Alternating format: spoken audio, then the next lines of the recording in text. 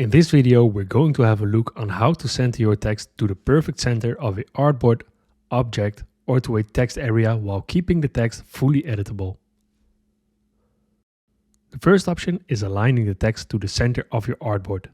By default, the text will not align to the perfect center because it uses the full text area as a reference. So let's see how we can easily fix that. We're going to open the Align panel by going to Window and select Align.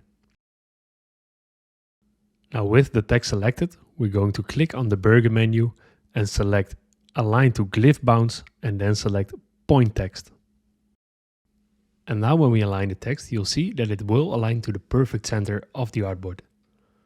So with this option selected, you can easily find the perfect center horizontally and vertically. And the best part is that the text is still fully editable. The next part is aligning your text to an object. The steps are very similar. Open the Align panel first and make sure that Align to Glyph Bounds, Point Text is selected. Now select both the text and the object. Click on the object to make it the key object.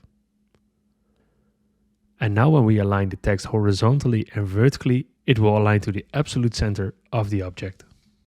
And by using this technique, the text will remain fully editable. Now let's have a look on how to center the text in a text box. To vertically align the text in the text box, we need the paragraph window, which is located at Window Type Paragraph. And over here you can choose for the center alignment. To horizontally center the text to the text box, you can go to Type and select Area Type Options. Here you can make changes to the text box and also set the default alignment to the center.